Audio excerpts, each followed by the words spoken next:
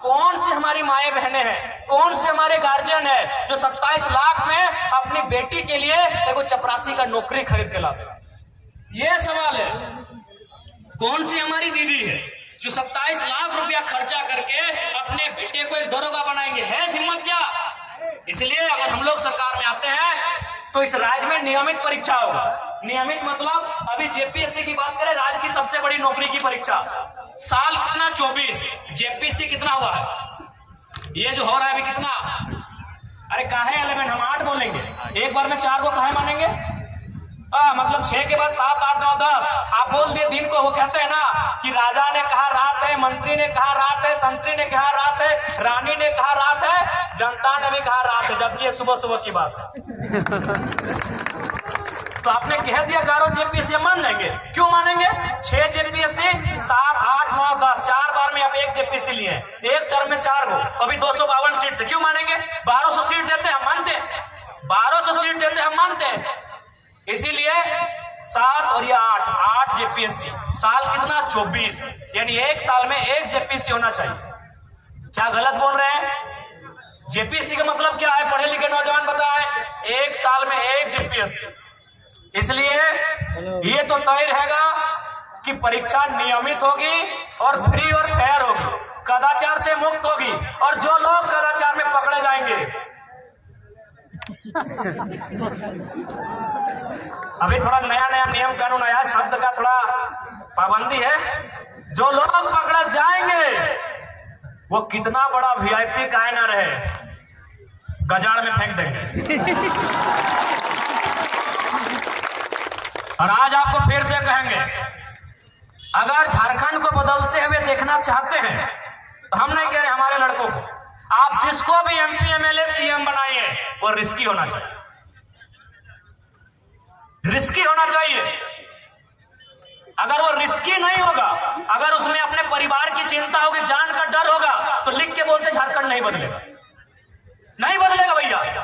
HEC का कब्जा है, टाटा का कब्जा है, चांडिल डैम 60 साल पुराना विषय है, हिंडाल्को में 50-60 साल पुराना विषय है, बीसीसीएल, सीसीएल, ईसीएल। अरे भाई आप सीधा उंगली से घी निकलेगा। यहाँ ऐसा सीएम चाहिए जिसके पास कलेजी नहीं कलेजा हो। लिख के बोल रहे हैं, लिख के बोल रहे हैं। आप कैसे उनसे लड़ेंगे भाई जो कई वर्षों से हम पे शोषण कर रहे हैं? आप उन उद्योग घरानों से लड़ लेंगे? कहां लड़ पाए आप बताइए तो? रामगढ़ में बूढ़ा काल में एक बच्चे का कैंसर से मौत हो जाता है, अभी भी कंपनी चल रही है। काहे कंपनी चल रही है? न वहां के जो नेता है, कंपनी का जो नाती है मालिक का, उसको केक खिलाने जाता है। नहीं बदलेगा। यदि आपको लगता है हम लोग भी बिल्कुल, हम लोग तभी बदलेंगे जब हम लोग में यह हिम्मत होगा कि तुम गोली चला लो लेकिन झारखंड की नीति बनाने से समझौता नहीं करेंगे। नहीं बदलेगा भैया, खासकर झारखंड को आप सीधा रास्ते से, ये जो कानून कानून कानून कानून कानून नहीं बदल पाएंगे। इसके लिए थोड़ा होना चाहिए बोल्ड लीडर, जो थोड़ा अगर पटका पटकी कभी नौबत आए तो पटक दे। नहीं बदलेगा। अरे बीसीसीएल आज का कब्जा है, क्या आपको क्या मालूम है? कुछ बता देते हैं। 1975 में 375 आदमी मर गया दब के, 1964 में 268 को कोयला के खदान के नीचे दब के मर गया, 2006 में बागमारा में 50 को आदमी मजदूर नीचे दब के मर गया। उस बीसीसीएल से लड़ लेंगे? अरे आपका एक और नहीं 300 आदमी दब के वहां मर जाता है, कोई सुनाने वाला नहीं भैया, अब उससे लड़ लेंगे? मजाक लगता है आपको? पूरा चेन को कब्जा करके रखा है। ठीक है, पूजा सिंघल को अपने अरेस्ट कर लिया, उसका हॉस्पिटल तो अभी भी खड़ा है। पूजा सिंघल को अपने अरेस्ट कर लिया, हॉस्पिटल तो अभी भी खड़ा है। क्या कबाड़ लिए? क्या कबाड़ लिए? नहीं होगा, स्पष्ट कहेंगे। और हम भी बार बार यही बोले हैं, अगर हमारी पार्टी से कोई विधायक बनने आए हैं तो भैया कलेजा लेके आइएगा, कलेजी है तो मत लड़िएगा। नहीं होगा, सीधे रास्ते से झारखंड में पॉलिटिक्स नहीं होगा, वही होगा। फिर हम जीतेंगे, 2 गो गार्ड आगे रहेगा, 2 गो पीछे रहेगा, वही चलेगा जैसा चल रहा है।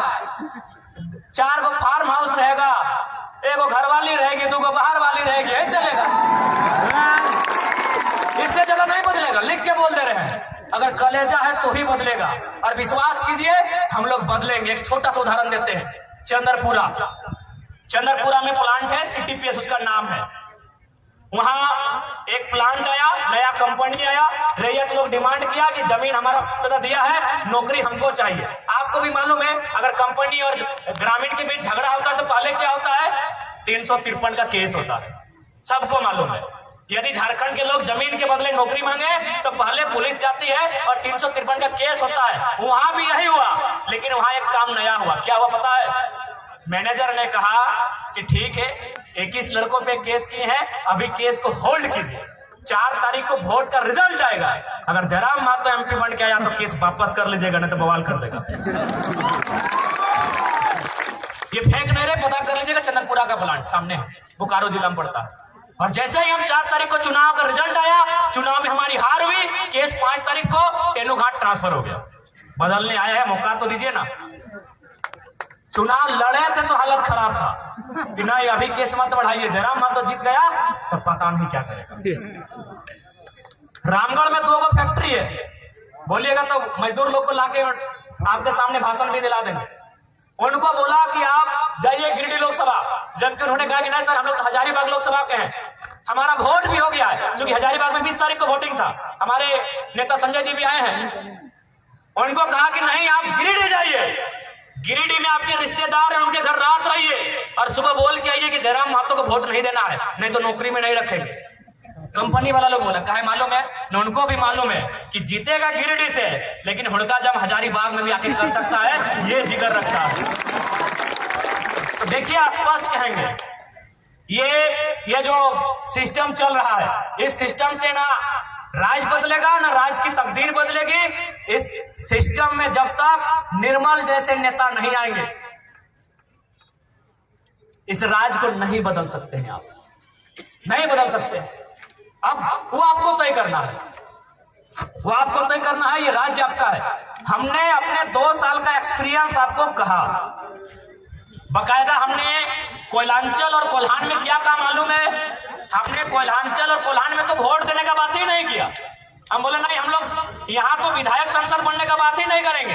हमने कोल्हान और कोल्हांचल में एक ही लाइन कहा कि आप हम तो हमारे 2 नहीं, तीसरे बच्चे को पैदा कीजिए, एगो को डॉक्टर बनाइए, एगो को वकील बनाइए, लेकिन तीसरा को बिरसा और निर्मल की तरह तैयार कीजिए, नहीं तो आने वाला दिन कोई आपकी नहीं सुनेगा। ये बात हमने क्यों कहा मालूम है? आप भी कहेंगे पढ़ा लिखा लड़का अब ऐसा बोलते हैं। हमने ये बात तब कहा जब धनबाद जिला के पूर्व डीसी ने, डीसी यानी जिला का सर्वोच्च पदाधिकारी, उसने क्या कहा मालूम है? कालीचरण महतो नाम का एक आदमी जो भोली गांव का रहने वाला है, उसका जमीन जबरदस्ती कोई कब्जा कर रहा था। वो शिकायत लेके गया डीसी के जनता दरबार में। बताइए डीसी का क्या भर्सन था मालूम है? सुन के आप चौंक जाएंगे। डीसी ने कहा अरे तुम लोग का तो बहुत जमीन है, 2-4 एकड़ कोई ले लिया तो क्या हुआ, डीसी का बाप का जमीन था भाई। तब हमने मजबूरी में कहा कि कोयलांचल वालों, कोल्हान वालों, जब डीसी आपकी नहीं सुन रहा है, एसपी आपकी नहीं सुन रहा है, एलआरडीसी आपकी सुन नहीं रहा है, तो कौन बचाएगा? कौन बचाएगा आपको? इसीलिए अगर आप चाहते हैं अपना बचाव, तो एगो बेटा या बेटी एक्स्ट्रा पैदा कीजिए। उसके नाम का राशन कार्ड नहीं होगा, उसके नाम का वोटर कार्ड नहीं होगा, उसके नाम का एडमिट कार्ड नहीं होगा, उसके नाम का आधार कार्ड नहीं होगा, वह निर्मल के रास्ते पर चलेगा। हो सके आपको सुनने में मजाक लगता हो, लेकिन आप ही बताइए ना दीदी, डीसी नहीं बोला कि हम नहीं मदद कर पाएंगे, जमीन उसका छीन लिया, डीसी मदद नहीं कर पाया, डिप्टी कमिश्नर, डिप्टी कलेक्टर, जो भी बोलिए, एक जिला का सर्वे सर्वा मदद नहीं कर पाया, तो कौन आपकी मदद करेगा? बीडीओ सीओ का हैसियत है भाई, एक डीसी आपकी मदद नहीं कर पाया। ये जीता जागता उदाहरण, कुछ महीनों का उदाहरण दे रहे हैं, तो सोचिए सालों से कितना हमारा कत्ल हुआ है, सालों से हमारे साथ कितना बेईमानी हुआ, एक डीसी हमारी मदद नहीं कर पाया। तब हमने ये बयान दिया कि तीसरे बच्चे को जन्म दीजिए, एगो को डॉक्टर वकील जो बनाना है बनाइए, इंजीनियर बनाना है बनाइए, लेकिन एगो को तो भाई निर्मल महतो के रास्ते पे चलने बोलिए।